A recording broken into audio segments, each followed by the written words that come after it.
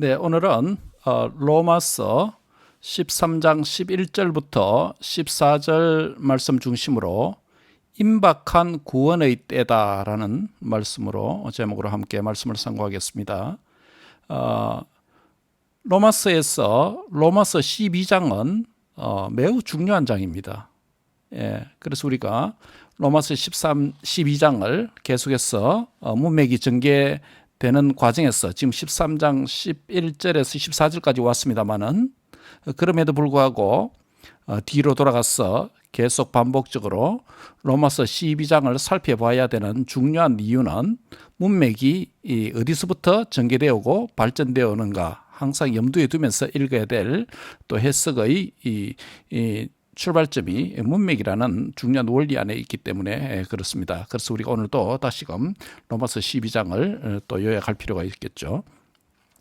로마서 12장부터 지금까지 구원받은 성도가 자신의 몸을 하나님께서 기뻐하시는 거룩한 산 제사로 드리는 삶에서 영적 예배가 되어야 된다라는 말씀을 로마서 12장 1절에서 2절에 말씀을 했죠.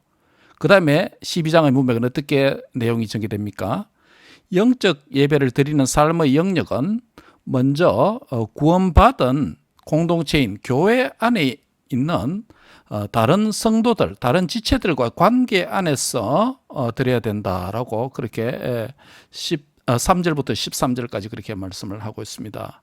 더 나아가서 세상과 원수들과의 관계 안에서조차 영적 예배를 드리라라고 14절부터 21절까지 그렇게 말씀을 했습니다.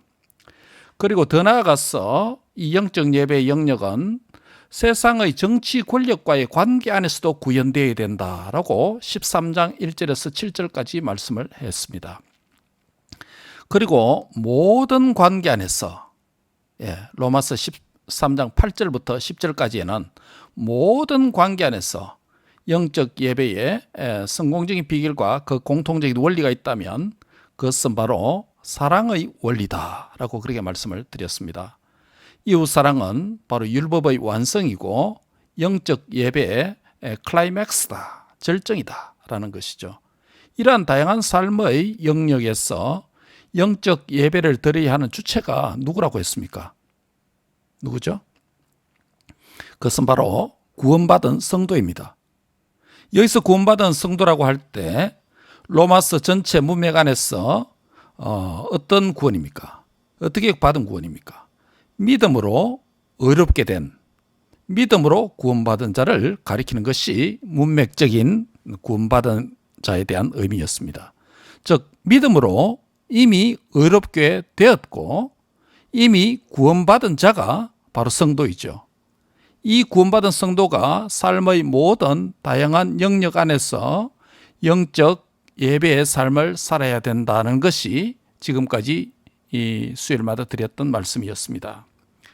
자, 오늘 본문에서 구원의 의미를 좀 다른 방식으로 묘사하고 있다라는 점을 발견하게 됩니다. 본문 11절을 보시기 바랍니다. 같이 한번 읽을까요? 11절입니다. 시작.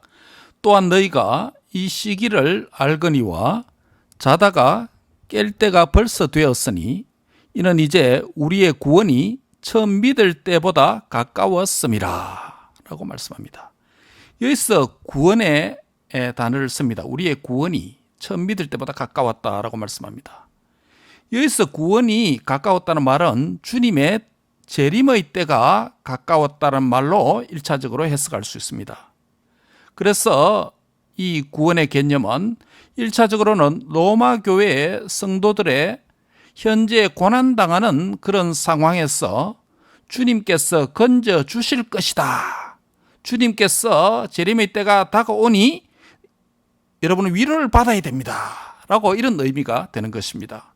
그러나 주님의 재림이 역사 세계 안에서 시간적으로 지연됨에 따라서 이 말씀은 개인적인 종말의 때가 더 가까워져서 주님께 갈 날이 더 가까워졌다라는 말로도 해석할 수가 있습니다.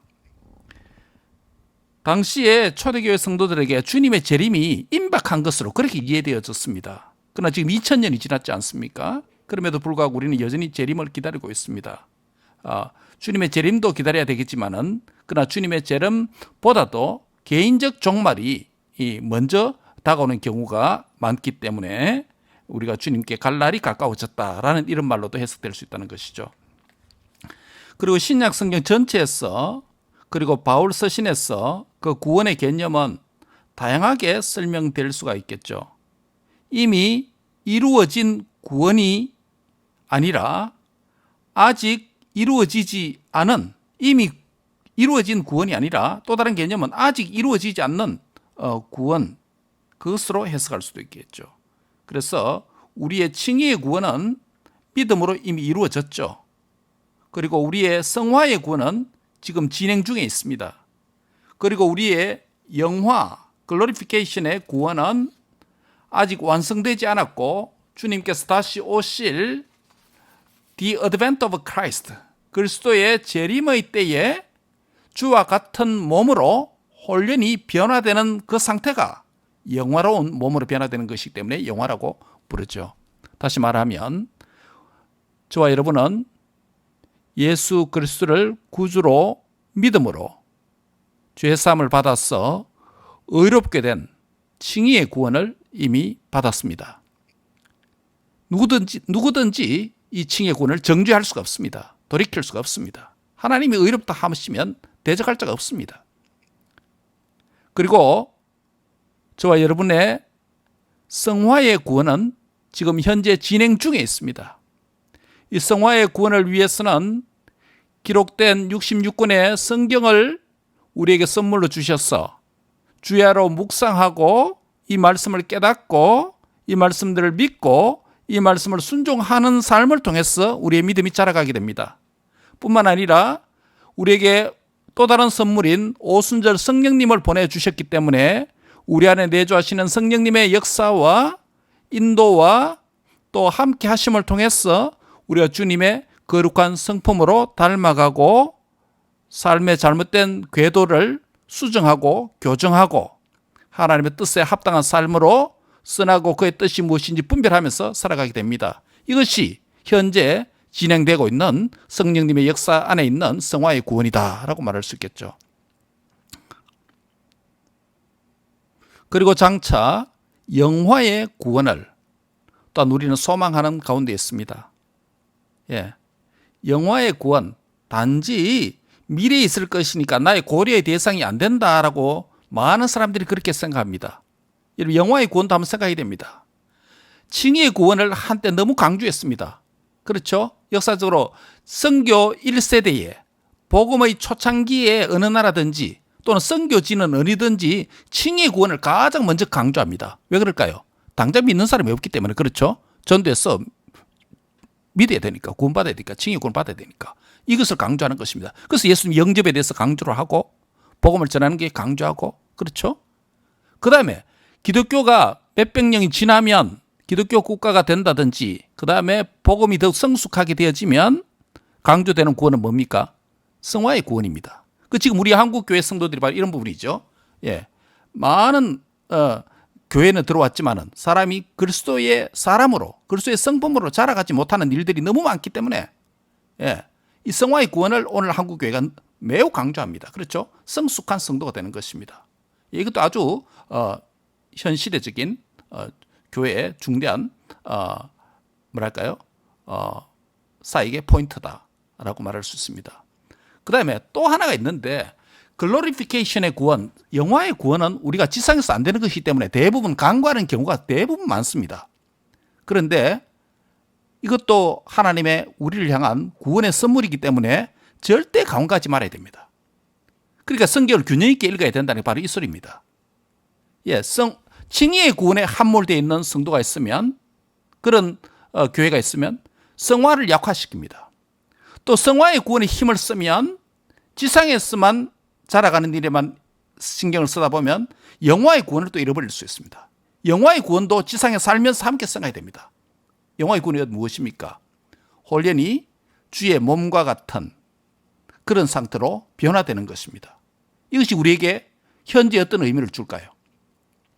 오늘 우리 박연아 집사님처럼 또 아버님의 한 달 이상을 뭡니까? 산소호흡기를 떼고 의존해서 정말 코로나 시즌 때문에 아버님 가까이 갈 수도 조차 없는 이런 답답한 상황. 이런 분들이 한두 번 아니겠죠. 얼마나 많겠습니까? 또 여러 가지 시련과 고난 때문에 얼마나 박해를 받겠습니까? 제가 차이니즈의 그 기독교 박해 영화를 한 1, 2주 전에 한번 유튜브에서 본 적이 있는데 얼마나 박해한지 몰라요. 예. 그런 박해와 질병과 인간이 감당할 수 없는 불치병, 시련, 고난을 당할 때 한숨과 눈물을 흘릴 때 뭐가 위로가 되겠습니까? 그게 바로 글로리피케이션이에요. 장차 눈물도 없고 아픔도 없고 고통도 없는 어떤 이별도 없는 어떤 죄악의 도전도 없는 진절머리 나는 마귀의 참소와 도전과 시험이 없는 주님과 같은 몸으로 변화되어서 주와 함께 영원히 사는 상태. 그것이 글로리피케이션입니다. 이걸 지상에서 생각하지 않는다면 참된 위로를 못 받습니다. 그렇죠? 예. 그런 점에서 영화의 구원도 강조되어야 되는 것입니다. 예.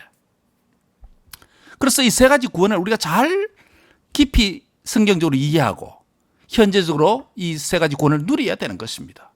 여러분 예수 믿음으로 말미암아 칭의의 구원을 받았습니까? 아멘입니다. 누구든지 참수하지 못하게 됩니다. 예. 한번 하나님의 자녀를 어렵게 했는데 누가 사탄이 참수했어. 너 이거 죄인이야. 이렇게 할 수 없다는 것이에요. 거기 넘어가면 안 됩니다. 예. 저와 여러분은 죄와 율법과 사망의 몸에서 해방하여 준 줄 믿습니다. 예. 어떤 것도 우리를 참수하고 무너뜨릴 수 없습니다. 이게 칭의의 구원이에요. 여기에 굳게 써야 됩니다. 예. 두 번째는 성화의 구원입니다. 지금도 말씀과 성령을 통해서 내 안에서 역사하시고 내 바깥에서 역사하시고 내 안에서 역사하시고 내 혼자 있을 때도 역사하시고 공동체 지체가 함께 있을 때도 성화의 구원은 진행되고 있습니다. 하나님의 역사를 찬양하고 감사해야 되겠죠? 거기서 끝나면 안 됩니다. 많은 성도가 영화의 구원을 지극히 간구합니다. 왜 그럴까요? 두 가지 이유가 있습니다. 아까 말씀드린 것처럼 성화나 칭의 구원에 지극히 강조하다 보니까 집중하다 보니까 영화를 잊어버린 거예요. 또 하나는 뭐냐면 현실이 너무 편하고 물질 문명이 풍부한 이 세대에 살다 보니까 고난이 없는 그런 풍요한 세계에 살다 보니까 더 나은 영화로운 세계에서 사는 이것이 별로 의미가 없는 것으로 인식되어 버립니다. 이게 문제죠. 병들었다는 징조입니다. 예. 하늘나라에 대한 소망이 약화되었다는 것. 지상의 풍요와 번영이 지상의 행복이 그것을 막고 있는 것이죠. 잘못된 거죠. 어떤 우리가 풍요의 세계에 들어간다 할지라도 하늘나라의 소망이 약화되면 안 되는 것입니다. 바로 영화의 구원도 미래만 누리는 것이 아니라 이 땅에서부터 지금 영화의 구원을 소망하고 바라보고 사모해야 되는 것입니다. 예. 그 세계 안에 우리는 저와 여러분은 들어갈 것입니다. 거기에는 수염이 길어서 면도를 귀찮게 안 해도 됩니다. 어떠한 질병과 고난에 도전을 받을 필요도 없습니다. 예. 사별과 이별의 아픔도 없습니다. 그렇죠? 예. 얼마나 낙원입니까? 그야말로 낙원 아니겠습니까? 예. 그래서 그럼 천국 가면 전혀 긴장이 없겠다. 그냥 뭐 편하게 잠만 자겠다. 예, 뭐 가봐야 알겠습니다만은 긴장이 없는 것이 아니라 주님과의 풍성한 경외에 우리 앞에 거룩하신 하나님 계시기 때문에 긴장과 편안함이 함께 공존할 수 있겠죠. 그야말로 낙원 아니겠습니까? 그래서 이 영화의 구원을 이 땅에 살면서도 여러분께서 어떤 것인가 사모하며 꿈꾸며 누려야 됩니다. 마치 변화산상에서 모세와 엘리야와 예수님께서 함께 대화하는 그 장면. 여기 있는 것이 좋사오니 얼마나 좋았으면 베드로가 여기 있는 것이 좋사오니 주여 초막 하나씩 집 세 채 짓고 하나씩 나눠 살고 막 같이 삽시다. 주여 삽시다. 이렇게 할 정도로. 예. 바로 변화산상이 오직 예수만 보였습니다만은, 그러나 이제 구속 역사가 완성되어지면 뭐 그렇게 해야 되지 않겠습니까? 예, 그날에서 모두가 함께 사는 거 아닙니까? 얼마나 좋은 날이 오겠습니까? 그야말로 아까 우리 하이델베르 교리문답 54번에 말한 것처럼 거룩한 공예가 한 명도 빠짐없이 세상의 시작부터 마지막 날까지 전 인류 가운데서 선택된 모든 사람들은 이 영생에 다 동참하는 날이 바로 그 날이고, 그 구원이고, 그 거룩한 공예 공동체인 줄 믿습니다. 그 공동체 안에 저와 여러분이 포함되어 있는 줄 확신하시기 바랍니다. 할렐루야. 네.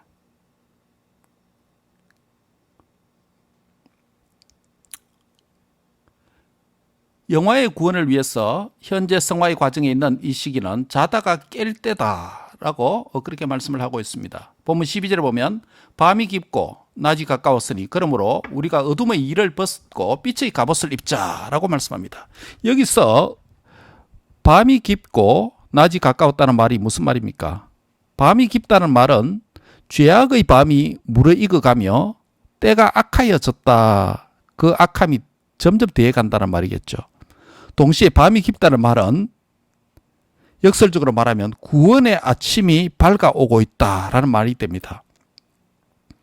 이러한 때를 지내고 있는 성도들은 어둠의 일, 곧 죄악의 삶을 청산하고 빛의 갑옷, 곧 의로운 삶을 회복하라고 하는 권고의 말씀에 귀를 기울여야 한다는 것입니다. 12절에서 어둠의 일을 벗고 빛의 갑옷을 입자라고 말씀합니다. 자다가 깰 때라라는 말씀과 같은 말씀입니다. 그래서 13절에 뭐라고 말씀합니까? 같이 한번 읽을까요? 13절입니다. 시작. 낮에와 같이 단정히 행하고 방탕하거나 술 취하지 말며 음란하거나 호색하지 말며 다투거나 시기하지 말고 라고 말씀합니다. 구원받은 성도는 빛의 자녀입니다. 구원받은 성도는 영적인 잠을 자다가도 지금은 깰 때라고 말씀을 합니다. 밤이 깊어가고 낮이 가까워오고 있습니다. 그러므로 성도는 낮과 빛에 속한 자로서 낮과 빛에 합당한 삶을 살아야 된다는 것입니다. 어둠과 밤의 일이 무엇입니까? 여기서 세상의 세 그룹의 죄악들을 뭐뭐 하지 말라라고 하는 부정명령을 사용해서 나열합니다. 첫째는 무엇입니까? 방탕하거나 술 취하지 말라라는 것입니다. 이것은 도덕적인 죄악을 가리킵니다. 방탕은 도덕적인 기준과 원칙이 없이 그냥 방임된 삶을 사는 방식입니다. 특히 그리스도인에게는 유일한 원칙이요 권위 있는 원칙인 하나님의 말씀이 있습니다. 그런데 말씀에 불순종하면서 세상의 원칙과 세상의 세계관에 맞추어서 사는 삶이 바로 방탕입니다. 한마디로 비그리스도인의 삶입니다. 그리스도인이면서 믿는 자이면서 믿지 않는 자처럼 세상 사람처럼 사는 삶이 방탕입니다. 그리고 술 취함은 방탕하게 만들 수도 있고 그 방탕함이 또 술 취하게도 만들 수 있습니다. 연쇄적인 타락으로 인도합니다. 서로 연관되어 있습니다. 여기서 술 취함은 알코올리즘, 술 마시는 거 진짜 알코올리즘도 포함하면서 동시에 세상의 다른 어떤 것에 중독되고 심취하여 빠지는 삶을 술 취하지 말라는 것에 포함시켜야 됩니다. 세상 사람들은 무엇에 하나 올인하고 무엇에 미쳐서 살아갑니다. 세상의 술과 같은 것, 알코올뿐만 아니라 세상의 술과 같은 것, 교회와 성도와 주님의 말씀과 기도와 멀어지게 하는 삶을 살도록 한다면 그것은 술과 같은 것들이라고 할 수 있습니다. 여러분 성도로 살아가는 가운데서 교회와 멀어지게 만들고 성도와 멀어지게 만들고 말씀과 멀어지게 만들고 기도와 멀어지는 삶을 사는 것 있다면 그것은 나는 어떤 술에 빠져 있다라고 말할 수가 있는 것입니다. 이런 것들은 끊거나 절제를 해야 합니다. 두 번째는 무엇입니까? 음란하거나 호색하지 말라라고 말씀합니다.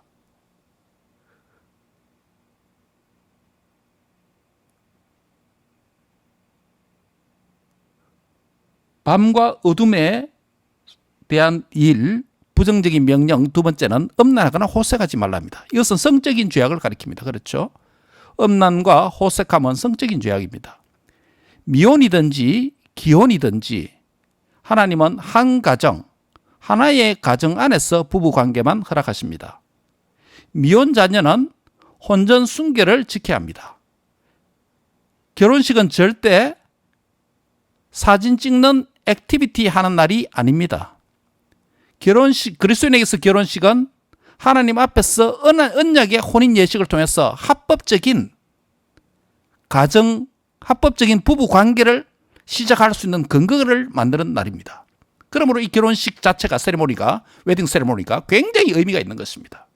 만약에 남녀가 혼인 언약 예식인 결혼을 하지 않고 동거한다든지 성적인 관계를 갖는다면 그것은 간음의 죄가 되는 것입니다.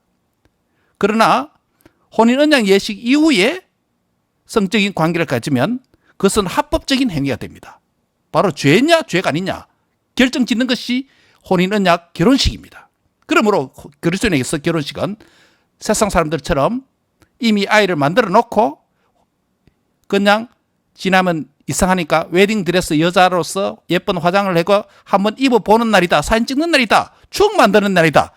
그렇게 생각하면 여러분 세상의 것에 취해 있는 것입니다. 네. 세상에 술 취한 것입니다. 바로 그러므로 미혼 자녀를 둔 성도들은 이 사실을 자녀들에게 바르게 가르치고 바르게 훈육하고 하나님 앞에 범죄하지 않도록 지도해야 됩니다.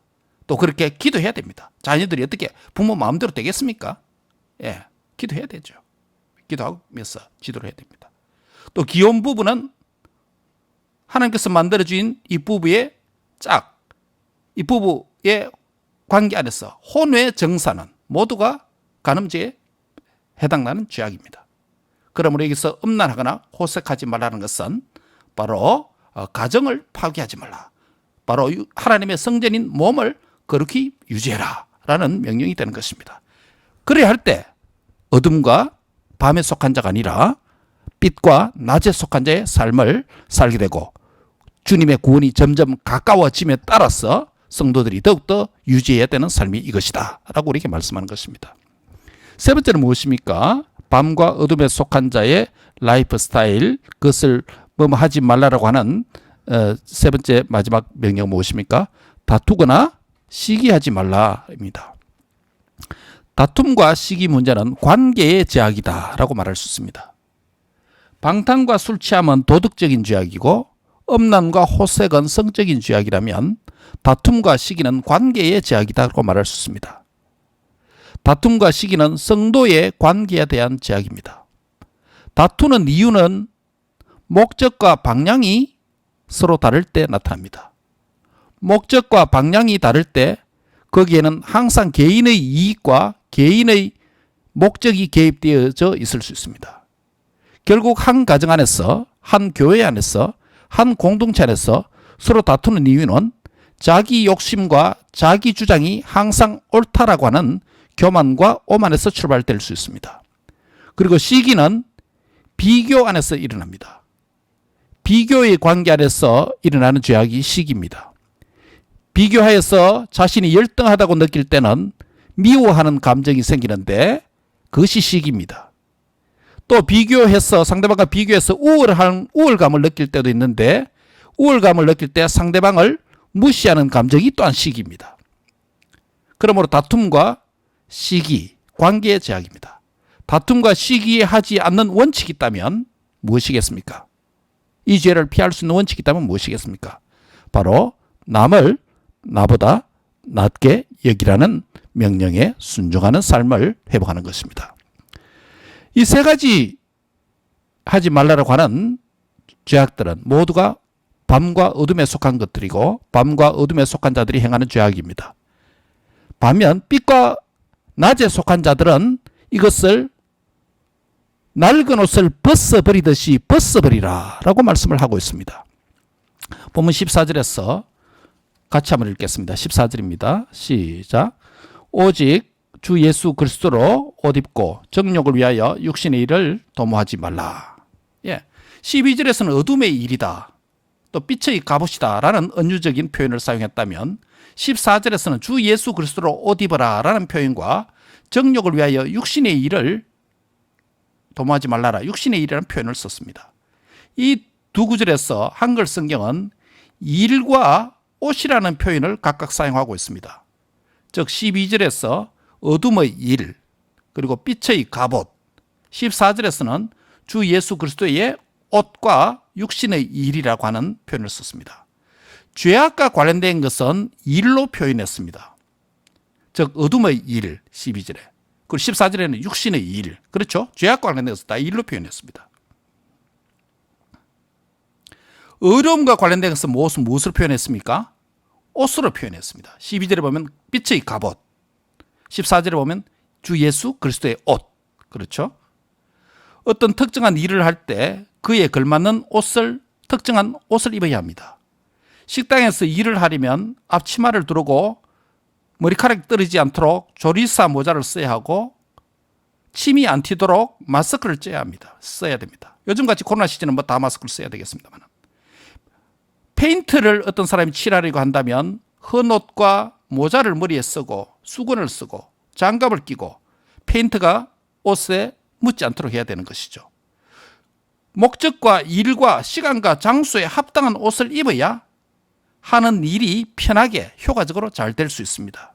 이와 같이 어둠의 일이나 육신의 일, 즉 죄악의 일을 도모하면서 빛의 갑옷이나 예수 그리스도의 옷을 입은 자는 그런 일들과는 도무지 조화되지 않습니다. 여러분, 페인트를 칠하면서 양복을 딱 정장을 하고 머리에 무스를 바르고 립스틱과 눈에 화장을 하고 그렇게 페인트 칠합니까? 그래야지 않습니다. 그건 조화되지 않습니다.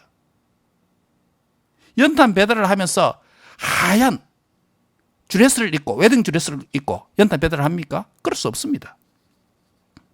빛의 갑옷과 예수 그리스도의 옷을 입는 사람은 정욕을 위하여 육신의 일을 도모하는 자가 되지 말아야 된다는 것을 말합니다. 즉 구원받은 성도는, 그리고 현재 구원을 이루어가는 성도는, 성화의 반열에 있는, 그리고 장차 구원받을 성도, 영화의 구원을 받을 성도는 어둠의 일이나 육신의 정욕을 위한 죄악을 도모하는 삶이 아니라 의의 삶, 빛의 삶을 살아야 되는 것입니다. 말씀을 맺습니다. 우리 주 예수 그리스도를 믿음으로 말미암아 구원받은 형제 자매 여러분, 그리고 성령으로 말미암아 성화의 구원을 이루어가고 있는 형제 자매 여러분, 그리고 마지막으로 장차 그리스도의 몸으로 홀연히 빛나야 될 영화의 구원을 소망하고 있는 형제 자매 여러분, 구원의, 이 세 가지 구원에 합당한 의의 삶과 빛에 속한 자의 삶을 살아가는 복된 성도의 삶이 되시기를 주의 이름으로 축복합니다. 이것이 구원받은 성도의 영적인 예배의 삶이 되는 줄 믿습니다. 아멘. 기도하겠습니다.